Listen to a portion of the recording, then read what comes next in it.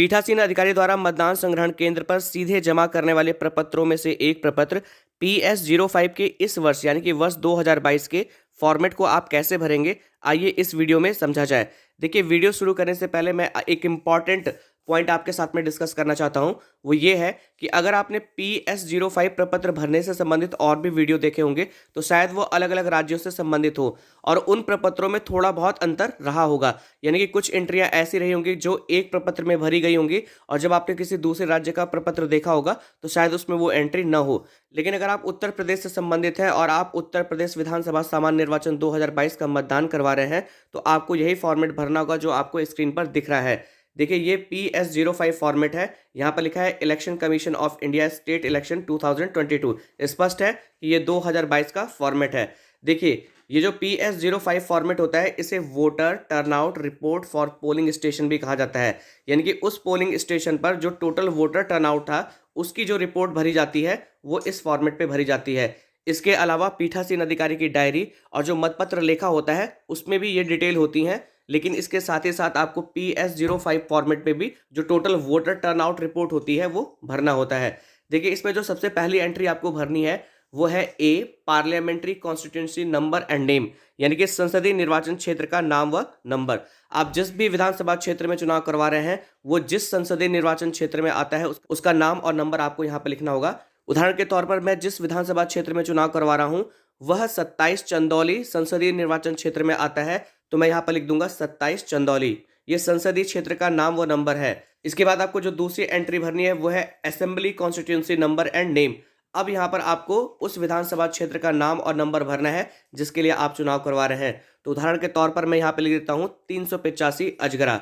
इसके ठीक सामने जो डी वाली आपको एंट्री भरनी है polling station number and name, यानी कि आप जिस मतदान केंद्र पर चुनाव करवा रहे हैं वहाँ का जो नंबर है, वहाँ का जो नाम है वो आपको यहाँ पर लिखना होगा।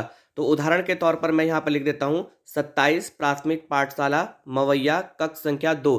इसके बाद जो अगली एंट्री आपको भरनी है वो है डेट ऑफ पोल। जिस भी तिथि पर आपके यहाँ मतदान होगा उस तिथि को आपको यहाँ पर लिखना होगा।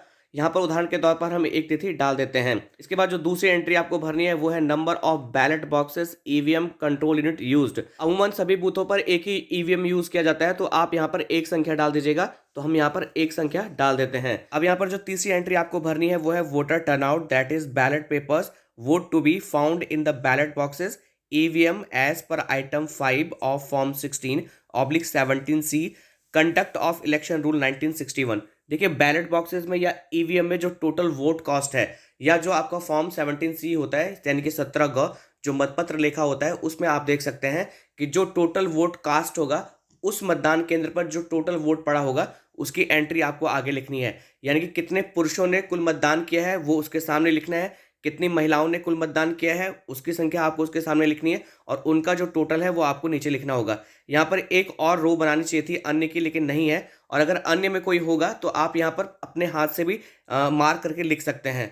तो उदाहरण के तौर पर जिस मतदान केंद्र पर मैं चुनाव करवा रहा हूँ वहाँ पर जो टोटल मेल है यानी कि जो पुरुष मतदाता हैं जिन्होंने मतदान किया है उनकी संख्या 455 है, महिला मतदाताओं की संख्या 345 है और इनका जो टोटल हो गया वो हो गया 800।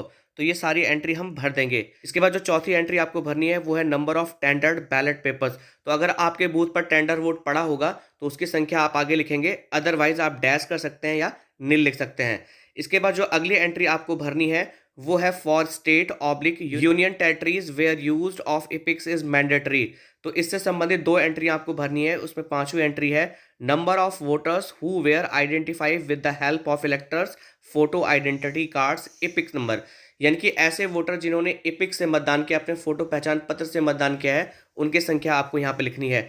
तो द्वितीय मतदान अधिकारी मतदाता रजिस्टर 17 का प्रभारी होता है, जिस पर जब भी कोई मतदाता आता है तो उसका मतदाता क्रमांक संख्या, उसका नाम, उसके हस्ताक्षर और उसने किस पहचान पत्र से मतदान किया है वो लिखना होता है। तो पीठासीन अधिकारी द्वितीय मतदान अधिकारी से यह सूचना प्राप्त करेंगे कि आप मतदाता रजिस्टर 17 को देखकर ये बताइए कि कितने लोगों ने इपिक्स से मतदान किया है। तो वो संख्या पूछने के बाद आप वो संख्या यहाँ पर लिख देंगे। उदाहरण के तौर पर हम मान लेते हैं कि 500 लोगों ने अगर इपिक्स से वोट दिया है तो वो संख्या 500 यहाँ पर लिख दी जाएगी। इसके बाद जो छठी एंट्री आपको भरनी है वो है number of voters who were identify using other identification documents, यानी कि इपिक के अलावा ऐसे कितने मतदाता थे जिन्होंने एपिक के अलावा दूसरे पहचान पत्र का इस्तेमाल किया। उसके अलावा 12 पहचान पत्र और होते हैं जिससे मतदान किया जा सकता है। तो आपको ऐसे मतदाताओं की संख्या लिखनी है जिन्होंने एपिक के अलावा अन्य पहचान पत्रों का यूज किया हो मतदान के लिए। तो मान लेते हैं कि ऐसे जो मतदाता थे वो टोटल 300 थे, तो वो संख्या 300 यहाँ पर लिख दी जाएगी। उसके बाद लास्ट में यहाँ पर क्या करेंगे, पीठासीन अधिकारी यहाँ पर सिग्नेचर करेंगे। यहाँ पर जो सूचना लिखी है वो ये लिखिए कि I authenticate that data given above and certify that copies of field 16/17C have been handed over the polling agents after close to poll। यानी कि पीठासीन अधिकारी इस बात की घोषणा करते हैं कि ऊपर जो भी एंट्री भरी गई है वो सब सही भरी गई हैं, उनके द्वारा भरी गई हैं, और जो मतपत्र लेखा होता है यानी कि प्रपत्र 17 ग होता है उसकी एक कॉपी एजेंट्स को भी दी गई है। इस बात की घोषणा पीठासीन अधिकारी द्वारा की गई है और फिर पीठासीन अधिकारी यहाँ पर सिग्नेचर करेंगे। उसके बाद नीचे जितनी भी एंट्री है उसको छोड़ दिया जाएगा। यहाँ पर लिखा है for use in collection centre, यानी कि इन एंट्रीज को कलेक्शन सेंटर पे भरा जाएगा। तो फॉर्म PS05 में पीठासीन अधिकारी द्वारा इतनी ही एंट्री भरी जानी है। तो मैं आशा करता हूं कि इस वर्ष विधानसभा सामान्य निर्वाचन 2022 में आपको फॉर्म PS05 कैसे भरना है ये अच्छे ढंग से समझ में आ गया होगा। अगर आपको ये वीडियो पसंद आया तो आपसे निवेदन है कि वीडियो को लाइक शेयर कमेंट जरूर करें, चैनल को सब्सक्राइब करें ताकि विभाग संबंधी जो और भी महत्वपूर्ण सूचनाएं हैं वो आपको समय से मिलती रहें। वीडियो देखने के लिए आप सभी लोगों का बहुत बहुत धन्यवाद।